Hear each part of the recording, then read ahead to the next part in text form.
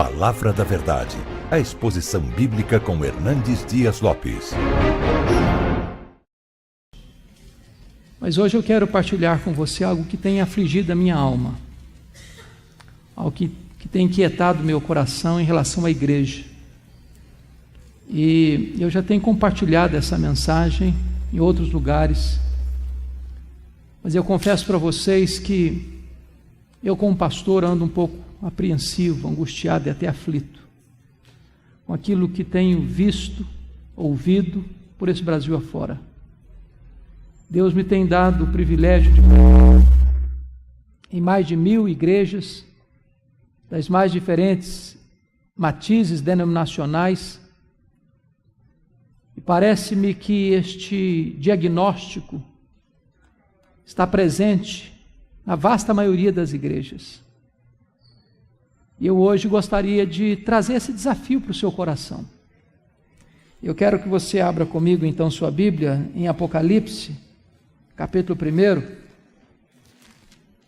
e nós vamos ler dos versos 9 a 13.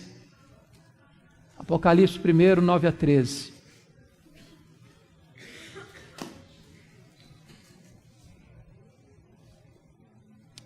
Está escrito: Eu, João, irmão vosso e companheiro na tribulação, no reino e na perseverança, em Jesus achei-me na ilha chamada Patmos por causa da palavra de Deus e do testemunho de Jesus.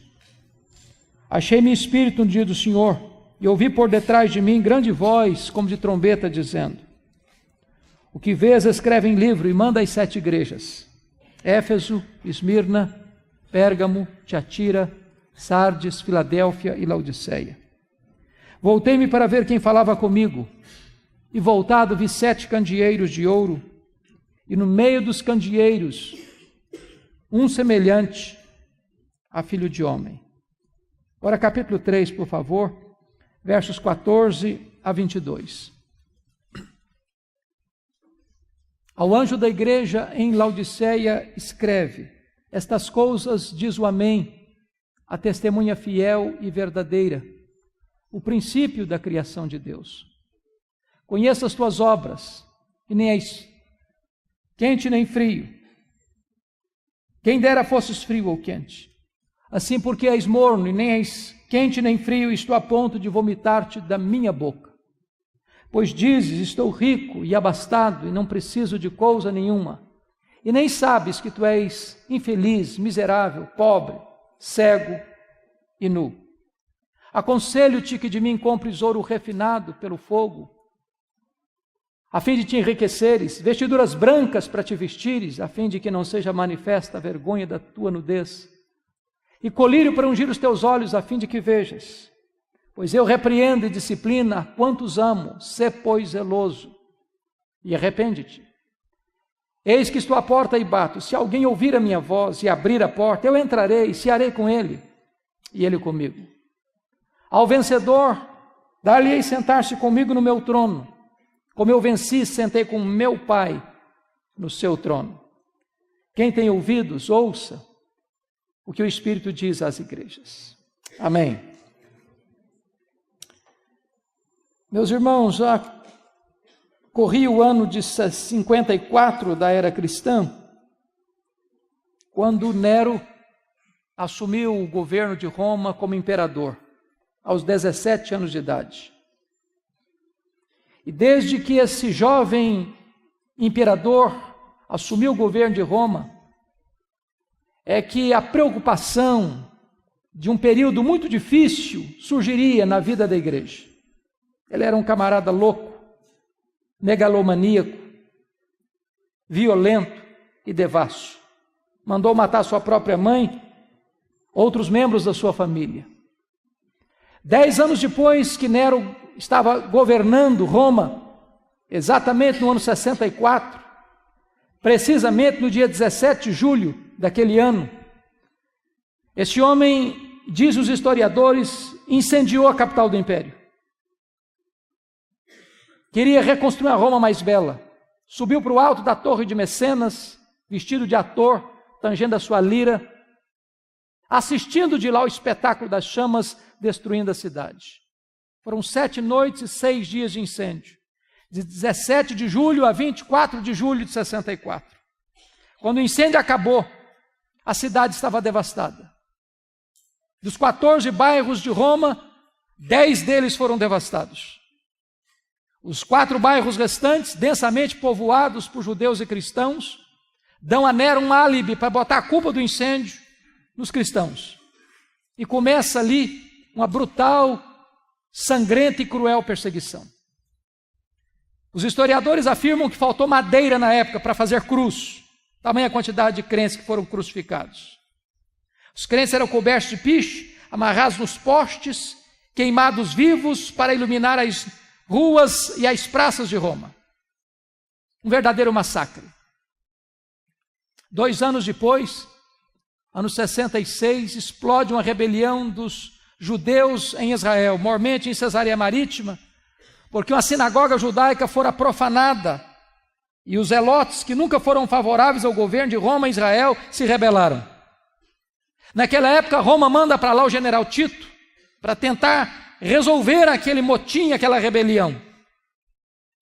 2 anos depois, ano 68, Nero está numa situação insustentável com o Senado romano. O Senado o depõe, ele entra em crise, tira sua própria vida e se mata. 2 anos depois, ano 70, a rebelião em Israel é incontrolável. O general Tito cerca Jerusalém, invade Jerusalém, destrói Jerusalém, queima o templo de Jerusalém, passa o fio da espada a milhares de judeus e cristãos e promove o que nós chamamos de a maior diáspora, a maior dispersão dos judeus de todos os tempos, desde o ano 70 até 14 de maio de 1948, quando Israel retorna ao seu território. Nesse mesmo ano, o imperador Vespasiano inaugura em Roma o Coliseu. E numa festa de 100 dias de inauguração, mais de 10 mil cristãos foram mortos com requintes de crueldade. Eles eram enrolados em peles de animais, jogados nas arenas para os cães morderem, para os touros pisarem, para os leões esfaimados da Líbia devorarem. Um verdadeiro banho de sangue. Ano de número 86 da era cristã. Assume o governo de Roma Domiciano, chamado de Segundo Nero, pela crueldade com que perseguiu a igreja. O primeiro imperador a arrogar para si o título de Senhor e Deus, pois foi este imperador que deportou o apóstolo João, então pastor da igreja de Éfeso, capital da Ásia Menor, para a ilha do Mar Egeu, a ilha de Patmos. E vale ressaltar que a essas alturas o único representante do colégio apostólico vivo era João. Todos os demais apóstolos estavam mortos pelo viés do martírio. Certamente o propósito de Domiciano era calar a voz do último apóstolo do Senhor Jesus Cristo, fechando-lhe todas as portas na terra, isolando-o nessa ilha vulcânica.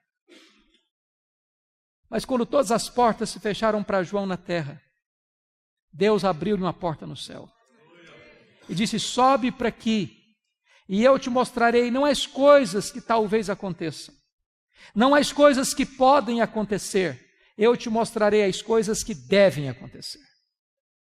Até nas horas mais sombrias, amargas, adversas, Deus está no trono. As rédeas da igreja estão nas suas poderosas mãos. Deus nunca perdeu o controle. Aquele dia era um dia de domingo. Era o dia do Senhor. Quando João escuta atrás dele uma voz como de trombeta dizendo: que vês, escreve em livro e manda às 7 igrejas: Éfeso, Esmirna, Pérgamo, Tiatira, Sardes, Filadélfia e Laodiceia. Diz que quando João se voltou para ver quem falava com ele, ele não viu quem falava com ele. Ele viu 7 candeeiros de ouro. Ele viu as 7 igrejas. E no meio das igrejas, um semelhante a filho de homem. O mundo só pode ver Jesus na igreja e através da igreja. Mas o Cristo que João vê não é mais o Cristo angustiado, com angústia mortal, chorando, suando sangue, prostrado sobre os seus joelhos, daquele Getsêmani. O Cristo que João vê Não é mais o Cristo humilhado, cuspido e esbordoado do sinédrio judaico.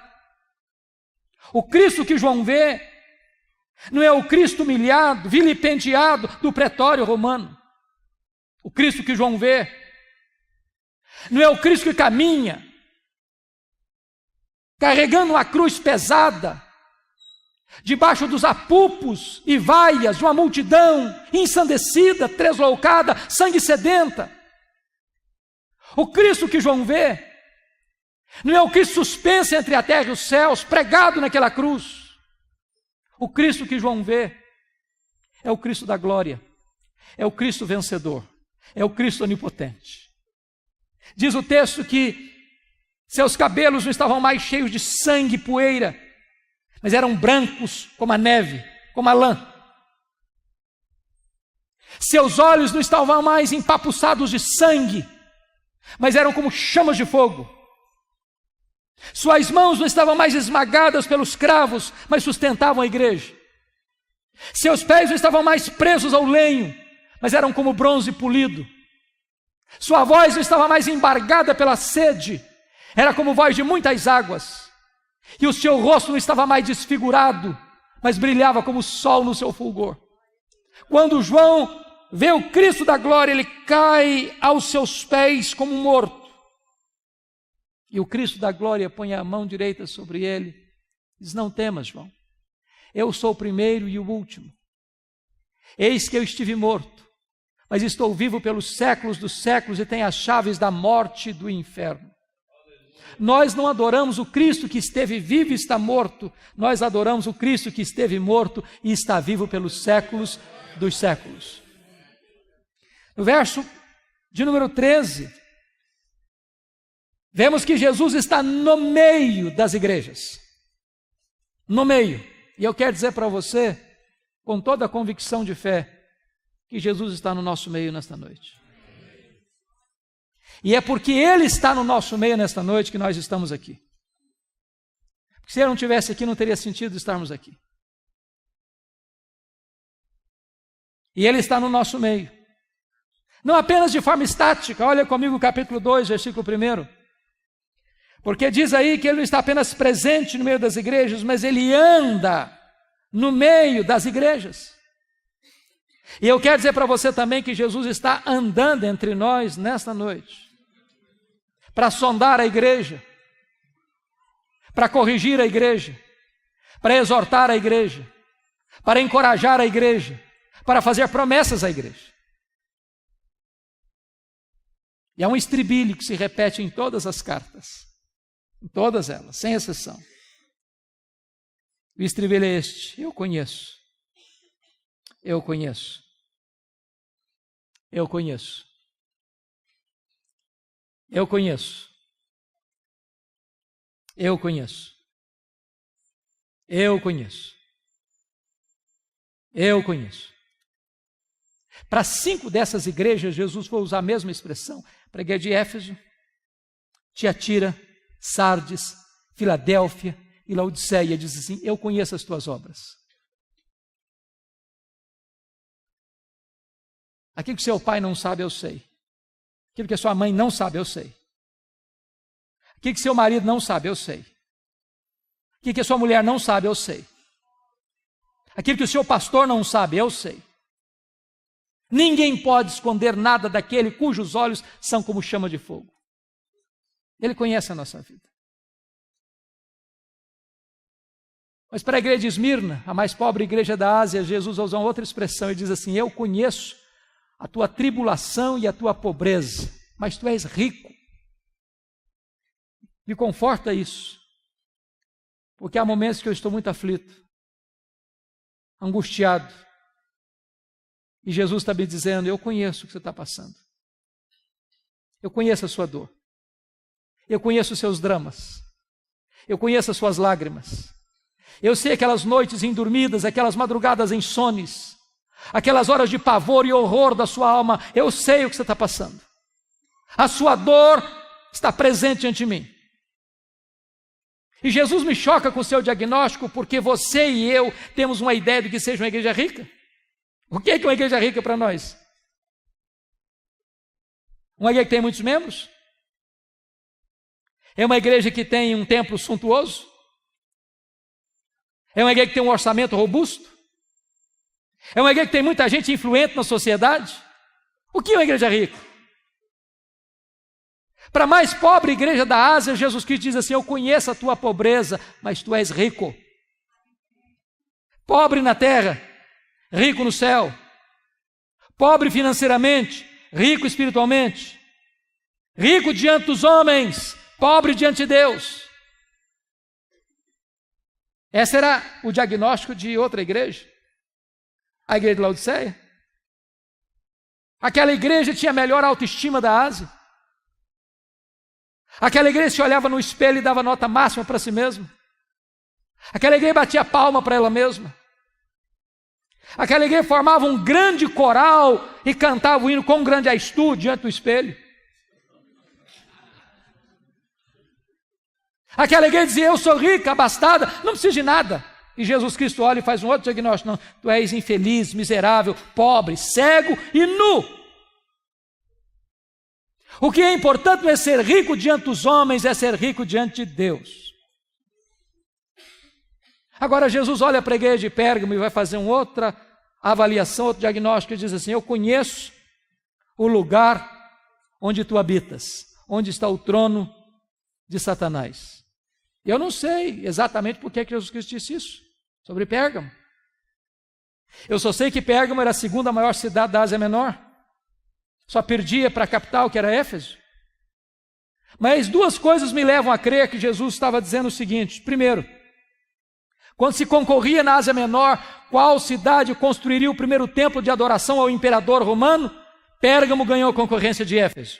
E Pérgamo construiu o primeiro templo de adoração ao imperador como uma divindade. Talvez o que Jesus esteja nos dizendo é o seguinte: qualquer lugar onde um homem é colocado no pedestal, qualquer lugar onde um homem é venerado, qualquer lugar onde um homem é aplaudido como uma divindade, aí está o trono de Satanás, porque o humanismo idolátrico é satânico. Deus não divide a sua glória com ninguém. Na igreja de Deus não tem espaço para projeção humana. Acabamos de ouvir nesta noite uma das mais brilhantes exposições acerca do que significa ser servo. E aquele a quem chamamos de Senhor diz: eu sou servo e eu vos dei o exemplo. Segundo lugar, possivelmente porque Pérgamo hospedava o templo de Esculápio, o deus da cura. E o símbolo deste deus da cura, deste ídolo, que era adorado na Ásia Menor como deus da cura, era uma serpente. E é por isso que até hoje, quando você vai ao seu médico, você vai ver bordado no jaleco branco do seu médico uma serpente.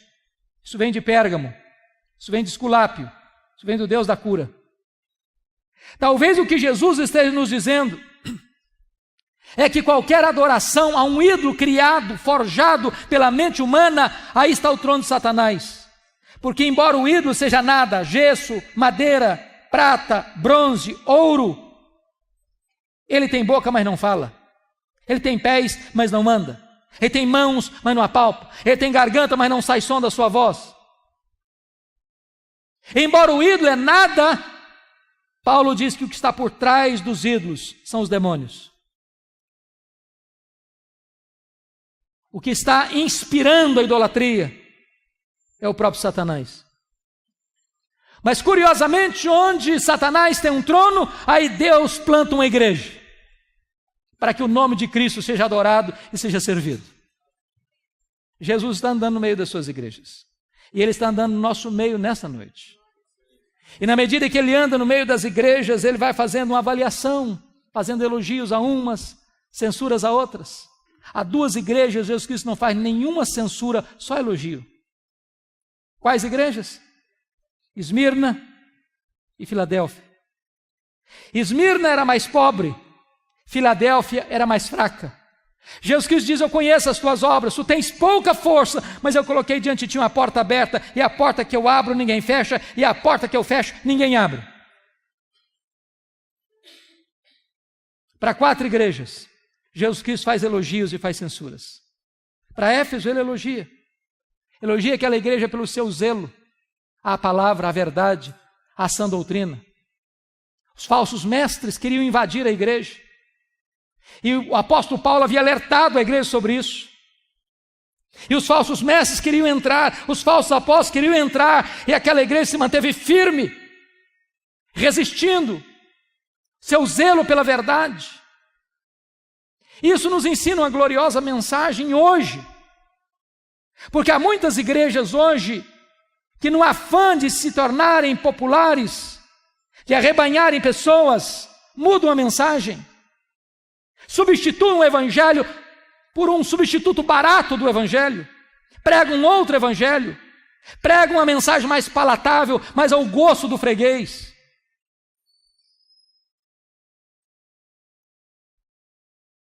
E é preciso dizer com todas as letras que o nosso papel não é sermos populares, mas sermos fiéis. Nós não temos o direito de mudar a mensagem para agradar as pessoas. Nós não fomos chamados para sermos artistas, mas para sermos servos. E Jesus elogia aquela igreja pela sua fidelidade.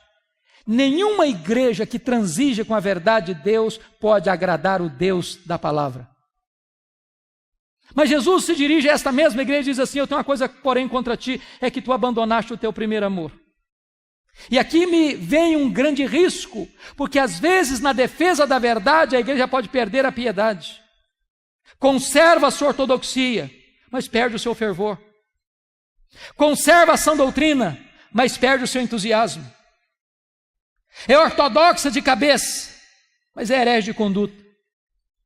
Tem fogo na mente, luz na mente, como dizia Jonathan Edwards, mas não tem fogo no coração. Isso é dramático. Dramático. Talvez nas nossas chamadas igrejas históricas, graças a Deus, a gente não vê heresia. Muito raramente você vê uma heresia pregada, mas também falta fervor. Como dizia John Wesley aos seus alunos: meus filhos, ponham fogo no seu sermão, ou então põe o seu sermão no fogo.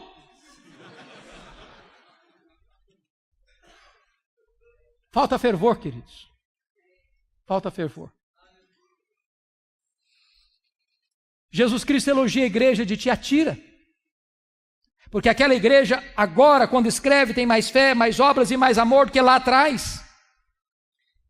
Mas Jesus diz assim: eu tenho uma coisa contra ti, é que tu permites que esta falsa profetisa Jezabel induza o meu povo à prostituição. Agora preste bem atenção uma coisa: Éfeso tinha doutrina, mas não tinha amor.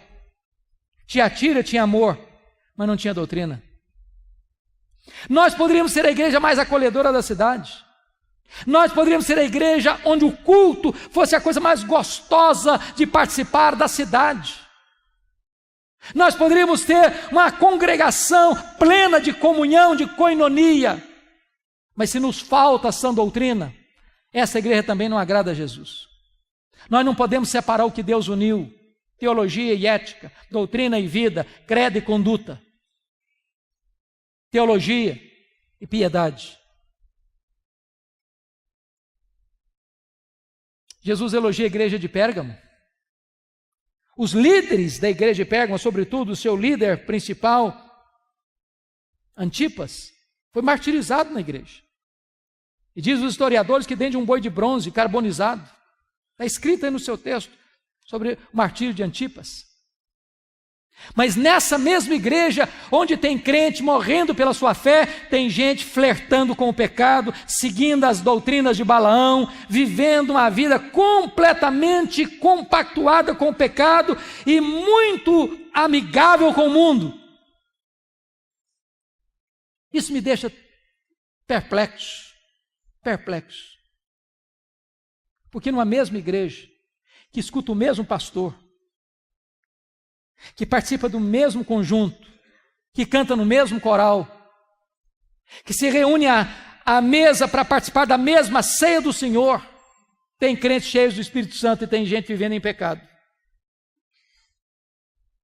Tem gente andando com Deus e tem gente apenas imitando a fé cristã.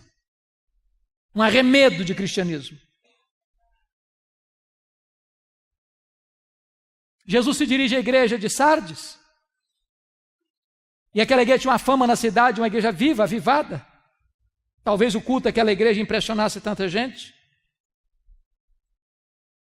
Tem muita gente que pensa que espiritualidade é sinônimo de emoção. Se tiver calafrio na espinha, é espiritual. Se sentir alguma coisa esquisita, então é de Deus. Se tiver algum êxtase, então é o Espírito Santo. Mas uma mensagem como a que ouvimos agora há pouco do Paulo, que às vezes dá um nó na nossa cabeça e nos faz pensar, a gente pensa, onde está o Espírito Santo? E Jesus Cristo olha para essa igreja, que talvez dá tanta importância à emoção, ao sentimento, ao êxtase. Jesus Cristo diz, não, você só tem nome que vive, você está morta. Essa fachada aí, esse verniz aí, não passa de uma casca. Não tem realidade, não tem substância, não tem concretude, não tem realidade. Mas o que me choca, queridos, é que Jesus é tão diferente de mim, de você, na análise que faz da igreja. Porque a visão que ele tem é diferente da minha. A igreja que se diz rica, Jesus Cristo está dizendo, não, você é pobre. A igreja que diz que é pobre, Jesus, não, você é rica. A igreja diz que está viva, Jesus, não, você está morta. A igreja diz, eu sou fraca, mas eu coloquei diante de você uma porta aberta. Isso me leva a duas conclusões. O importante não é o que você pensa a seu respeito. O importante não é o que as pessoas dizem a seu respeito. O importante é o que Jesus diz a seu respeito. Jesus não tem uma opinião sobre nós. Jesus tem um diagnóstico. Ele conhece a nossa vida. Mas agora preste atenção comigo, e eu queria que você voltasse sua atenção para o capítulo 3. Me deter um pouquinho aqui. Para a igreja que tinha a melhor autoestima da Ásia. Para a igreja que deu a melhor nota para si mesma. Para a igreja que talvez desfrutasse da melhor reputação na cidade. Jesus Cristo olha e faz um diagnóstico sombrio. E não tem sequer um elogio para fazer, apenas censuras. A igreja de Laodiceia. E eu queria olhar para esse texto sobre três perspectivas. Dos versos 15 a 17, Jesus está fazendo um diagnóstico. Dos versos 18 a 20, Jesus está fazendo um apelo. Dos versos 21 e 22, Jesus está fazendo uma promessa. E eu não sei se você já parou para perguntar por que Jesus usou as figuras que usou aqui nesse texto. Frio, quente, morno, ouro puro, vestes brancas, colírio. Será que foi casualmente? Fortuitamente? Absolutamente não. Jesus era fiel e Jesus era relevante. Jesus conhecia o texto, Jesus conhecia o contexto. Jesus conhecia a palavra e Jesus conhecia o povo. Jesus conhecia o evangelho e Jesus conhecia a cultura. Jesus conhecia a geografia, Jesus conhecia o contexto em que aquela igreja estava e pegou todas estas coisas e tornou as ferramentas úteis para a comunicação eficaz do evangelho. Jesus não era daquele tipo de pregador que dava respostas a perguntas que não eram feitas. Jesus era oportuno. Talvez você tenha perguntado, mas por que ele usou essas figuras? Frio, quente, morno. Temos que entender a geografia. Você sabe que Laodiceia ficava e fica na região chamada Vale do Rio Lico. E neste vale há 3 cidades próximas, 9 quilômetros uma da outra. Hierápolis, Colossos e Laodiceia. Hierápolis era mundialmente conhecida pelas suas fontes de águas quentes. Era a nossa Caldas Novas brasileira. Ali uma montanha chamada Castelo de Algodão, de rochas brancas calcárias, onde as águas brotam quentes, cálidas. e vão descendo naquela montanha, formando piscinas e cascatas, e aqueles lugares de piscinas naturais, pessoas vinham e vêm até hoje para tomar seus banhos terapêuticos ali e curar as suas doenças. Do outro lado do rio Lico ficava Colossos, curiosamente conhecida pelas suas fontes de águas frias, geladas, também terapêuticas. Laodiceia, a maior cidade, não tinha fontes nem de águas quentes, nem de águas frias. As águas que chegavam em Laodiceia vinham das montanhas por meio de aquedutos e chegavam lá mornas, tépidas, impróprias para beber, impróprias para uso terapêutico. Jesus pega este gancho da geografia e diz para a igreja: quem dera tu fosses quente com mais águas de Herápolis, quem dera tu fosses fria com mais águas de Colossos, mas porque tu és morna com mais águas que chegam na cidade, eu estou a ponto de vomitar-te da minha boca. Por que Jesus usou a figura do ouro puro? Porque Laodiceia era o maior centro bancário da Ásia Menor, era a cidade dos endinheirados. Jesus está dizendo: vocês se orgulham do ouro que vocês têm, mas espiritualmente vocês estão pobres. Por que Jesus usou a figura das roupas alvas? Porque Laodiceia era o maior centro têxtil da Ásia Menor. Jesus Cristo está dizendo o seguinte: vocês se orgulham das suas fábricas de roupas, mas espiritualmente vocês estão nus. Por que Jesus usou a figura do colírio? Porque Laodiceia era o maior centro oftalmológico da Ásia Menor. Jesus está dizendo: vocês se orgulham das suas clínicas de tratamento de olhos, mas espiritualmente vocês estão cegos. O que Jesus está fazendo? Um diagnóstico. Mas sabe o que me impacta nesse texto? Não é o que Jesus vê, é o que Jesus não vê nessa igreja. Me choca isso. Porque a igreja que mais recebeu censura de Jesus e nenhum elogio, não recebe de Jesus nenhuma censura por problemas teológicos, doutrinários. Não tem falsos apóstolos lá, não tem falsos mestres lá, não tem Jezabel lá, não tem doutrina de Balaão lá, não tem os nicolaítas lá, não tem os falsos apóstolos lá. Aquela igreja não está sendo atacada por heresias nem por falsos mestres. Diríamos hoje que Laodiceia seria uma igreja ortodoxa. E uma igreja ortodoxa está recebendo de Jesus a mais severa censura. Eu estou a ponto de vomitar da minha boca. Leia as cartas e vocês ficarão chocados. Não há nenhuma censura de Jesus de problemas morais na igreja de Laodiceia. Havia problema moral na igreja de Pérgamo, havia problema moral na igreja de Tiatira, havia problema moral na igreja de Sardes. Nessa igreja não há nenhuma denúncia de escândalos, de pecados.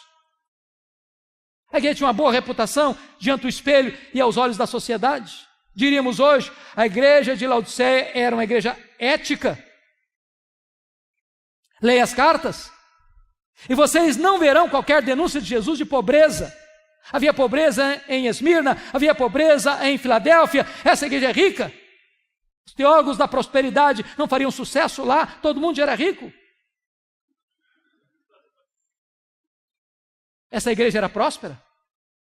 Leia as cartas e você não verá qualquer denúncia de Jesus de problemas de perseguição. Havia perseguição religiosa em Éfeso, havia perseguição política em Pérgamo. Essa igreja está em paz.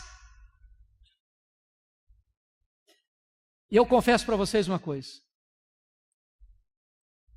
se eu morasse lá, naquela ocasião, eu queria ser membro da igreja de Laodiceia.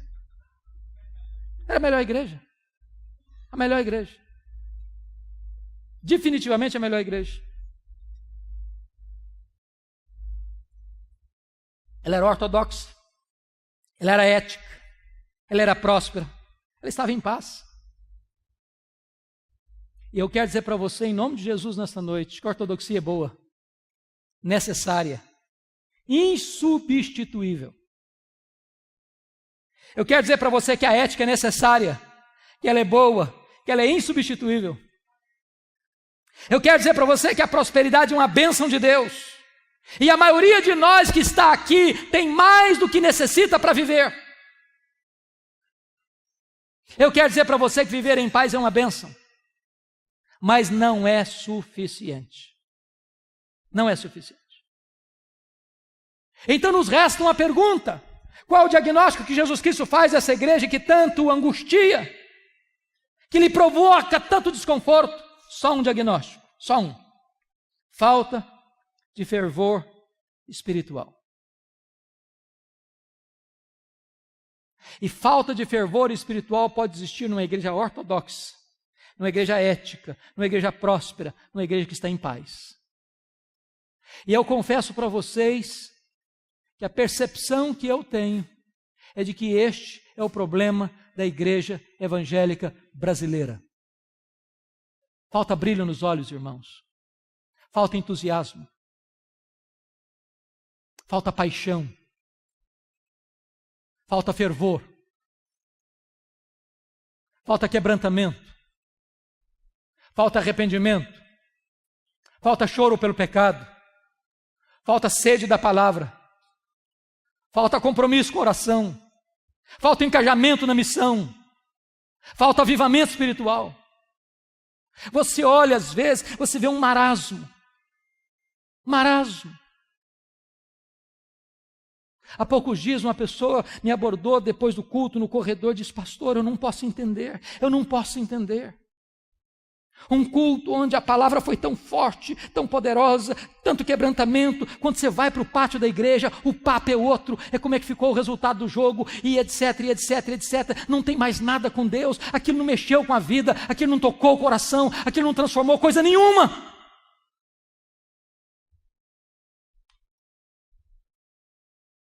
Eu temo, irmãos, que a igreja evangélica brasileira esteja dando passos largos e decisivos rumo à secularização. As pessoas aderem à igreja, mas não são transformadas. Há muito ajuntamento, mas pouco quebrantamento, muita trovoada, mas pouca chuva, muitas folhas, mas poucos frutos.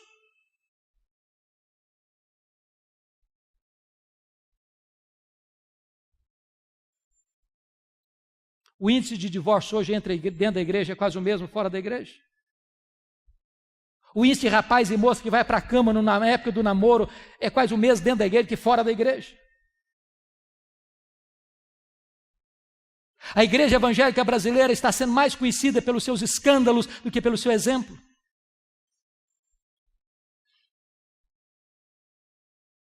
Hoje, eu conheço igrejas protestantes, históricas, reconhecidas, onde os presbíteros, os líderes, têm a confraria do charuto e do uísque. Eu conheço igreja onde a juventude sai de uma reunião de oração e vai para a balada, até de madrugada.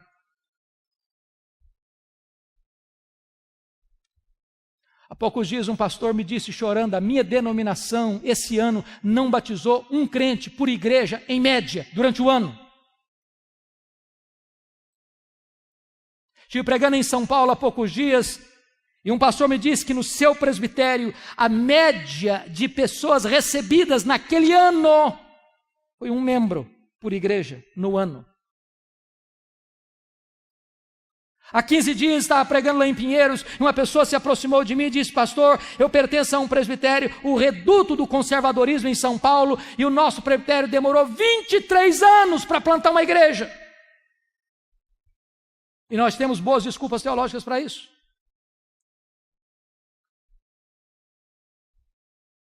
Preguei o ano passado nos Estados Unidos, e um pastor de uma igreja conservadora me disse que no final do ano ele recebeu uma carta do secretário executivo da sua denominação na área, e a pergunta que o secretário fazia aos pastores é: que tipo de charuto você quer fumar, que tipo de cerveja você quer beber na nossa festinha de confraternização dos pastores. Há 15 dias estive pregando num congresso em Nova York, e o pastor que me levava para uma Assembleia de Deus para pregar à noite me disse: pastor Hernandes, no meu bairro aqui onde está a nossa igreja, 11 templos estão sendo vendidos porque o povo já não vem mais para a igreja.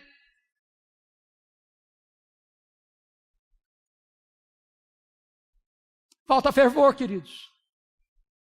Falta fervor. Há um marasmo, há uma sequidão, há um deserto, há uma mesmice, há uma falta de paixão, de entusiasmo com as coisas de Deus. E nós estamos nos olhando no espelho e nos achando o máximo.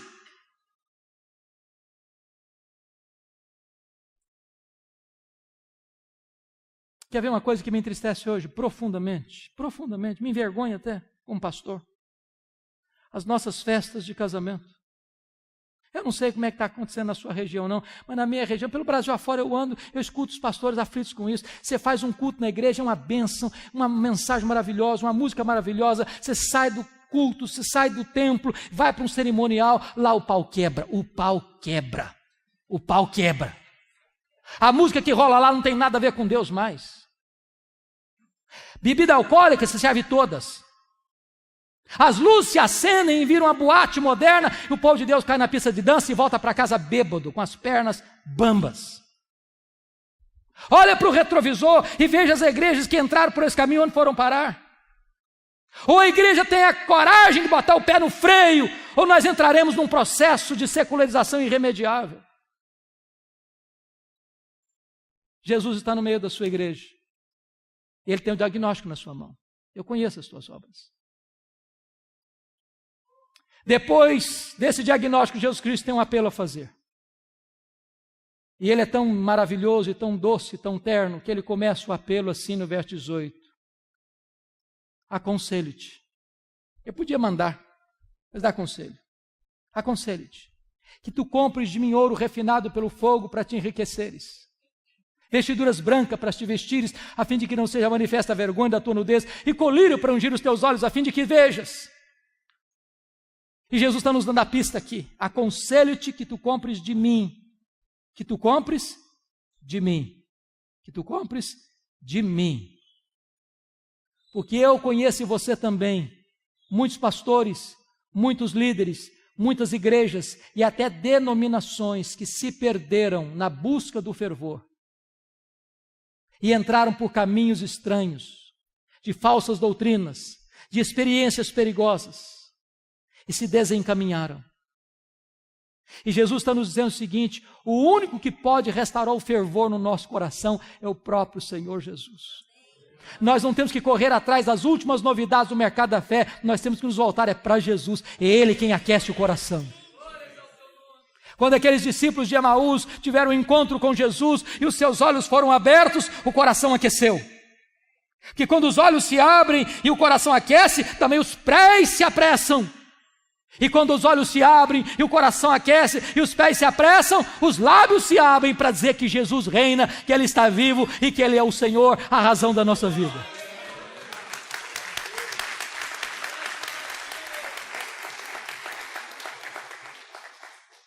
Quando chega no verso 19, Jesus tem uma afirmação a fazer e uma ordem a dar. Ele diz assim: eu repreendo e disciplino a quantos amo. E tem hora, queridos, que pregar sobre esse texto constrange profundamente. Profundamente. Porque Jesus está pegando muito pesado. Muito pesado. Essa mensagem não é politicamente correta. Ela não é popular. Não é aquele tipo de mensagem que o pregador recebe um tapinha nas costas na porta da igreja. Mas sabe por que Jesus está pegando pesado comigo, com você? Porque Ele está dizendo o seguinte: eu não desisto de você. Eu não abro mão da sua vida. Eu não fui para a cruz, eu não morri, eu não ressuscitei para gerar um crente apático, insosso, morno, vazio, insosso, sem sabor. Jesus Cristo foi ao céu e enviou o seu Espírito para que você e eu fôssemos cheios do seu Espírito, revestidos com poder, o mesmo poder que ressuscitou Jesus dentre os mortos. E não é admissível que você e eu vivamos uma vida fracassada, medíocre, pobre, rasa, insossa, vazia, morna espiritualmente. Por isso Ele tem uma ordem a dar: sê pois zeloso e arrepende-te. Muda a tua vida, muda a tua conduta. Quando chega o verso 20, docemente Ele se apresenta outra vez, diz: eis que estou à porta e bato.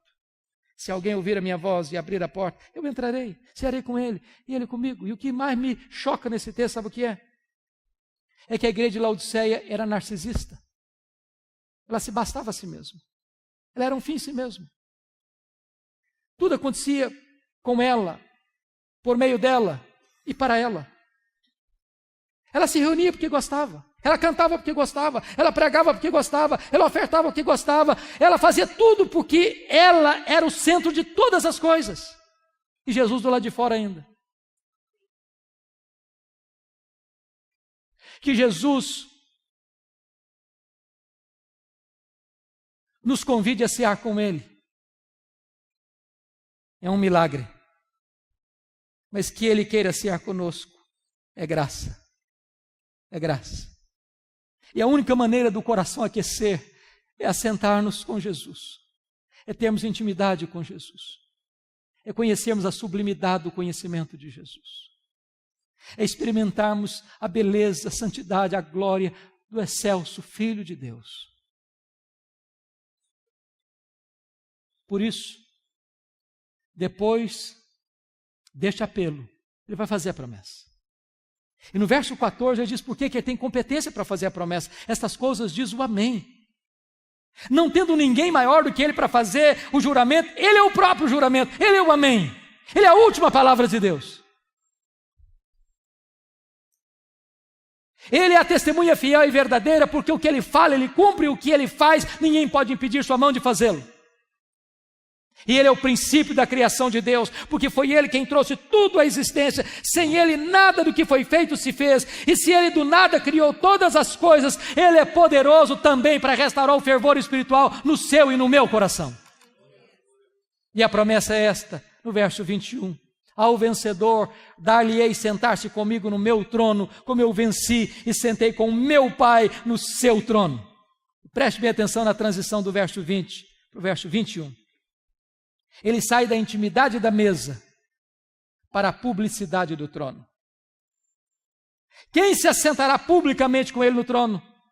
Quem assentou-se com ele intimamente à mesa. Por isso, Jesus Cristo diz: quem tem ouvidos, ouça o que o Espírito diz às igrejas. Meus irmãos, em julho de 2011, eu fui visitar essas igrejas. Caminhei por todas essas cidades, parei em todos os lugares, e eu confesso a vocês que algumas vezes eu chorei bastante. Porque estas 7 igrejas estão mortas, literalmente mortas. Apenas escombros, pedras reviradas, muita poeira, vaga lembrança de uma igreja que existiu no passado. Nessa mesma região não tem hoje 1% de crentes em Cristo Jesus. Sabem por que essas igrejas morreram? Porque elas não ouviram o que o Espírito Santo disse a elas. Olha para a Europa, o velho continente, berço do protestantismo, onde aconteceu a reforma do século XVI, movimentos puritanos, movimentos morávios, movimentos pietistas, as missões modernas, os grandes avivamentos históricos. Hoje a Europa é um continente pós-cristão. Eu estive o ano passado pregando em Genebra. Aquela cidade que já foi considerada uma maquete do reino de Deus na terra, hoje não tem vestígio de cristianismo em Genebra. O ano passado eu estava pregando em Londres e um pastor me disse, com lágrimas nos olhos, disse: pastor Hernandes, a Inglaterra hoje não é mais a terra de John Wesley, de George Whitefield. A Inglaterra hoje não é mais a Inglaterra de William Carey, de William Wilberforce. A Inglaterra hoje não é mais o país de Charles Haddon Spurgeon, de Charles Lyell. A Inglaterra hoje não é mais o país de Mark Lloyd Jones e de John Stott. A Inglaterra hoje é o país de Richard Dawkins, o patrono dos ateus. Os nossos templos estão sendo vendidos e transformados em boates, em museus, em mesquitas muçulmanas.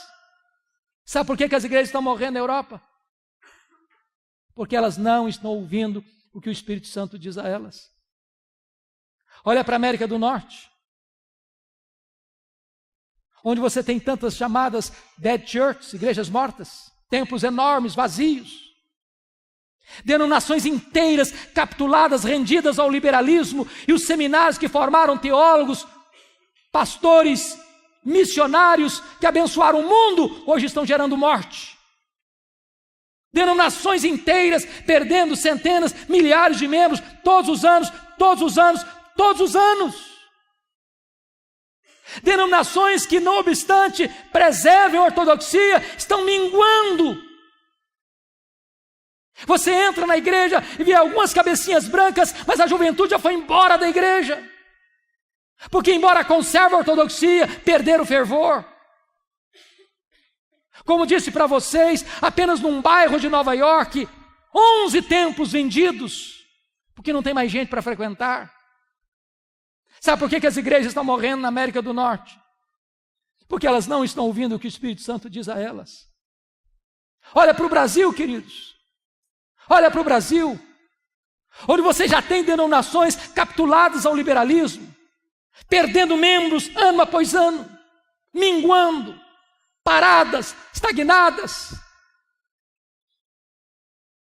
Onde você tem outros redutos lotados de multidões e multidões, mas não tem evangelho, mas não tem boas novas, mas não prega sobre arrependimento, mas não se prega sobre justificação pela fé, não se prega sobre regeneração, não se prega sobre as glórias por vir. Olha para as denominações, que embora algumas conservem a ortodoxia, mas perderam o fervor, perderam o entusiasmo. Meus irmãos, a cada 3 gerações uma igreja pode correr o risco de entrar num processo de secularização. Aquela geração que nasceu lá no Egito, morreu no deserto. Aquela segunda geração que nasceu no deserto, entrou na terra prometida. Mas aquela geração que nasceu na terra prometida, a terceira geração, já não conhecia Deus mais. Talvez os nossos avós foram mais crentes que os nossos pais. Talvez os nossos pais foram ou são mais crentes do que nós. Talvez nós estamos sendo mais crentes que os nossos filhos. Se Deus não tiver misericórdia, os nossos netos podem herdar uma igreja fria, apática, secularizada. A minha oração e o clamor da minha alma é que Deus nos desperte, é que Deus nos inflame, é que Deus nos aqueça, é que Deus nos traga de volta a pureza do Evangelho, a beleza do Evangelho, a glória do Evangelho. Que nós não nos contentemos apenas em defendermos a ortodoxia, mas que nós tenhamos o coração cheio de fogo. Que a igreja se prostre para buscar a Deus, experimentar um poderoso reavivamento espiritual. Para que a igreja, ainda que pareça hoje, em alguns lugares, como um vale de ossos secos, Deus possa soprar com o seu espírito, tirar as cinzas, acender as brasas e levantar um fogo santo. Que Deus tenha misericórdia de nós. Que Deus restaure a nossa sorte. Amém. Vamos orar juntos, queridos. Vamos orar juntos. Se você quiser vir aqui à frente orar comigo, tiver a liberdade de fazer isso, pode vir, vamos buscar a Deus.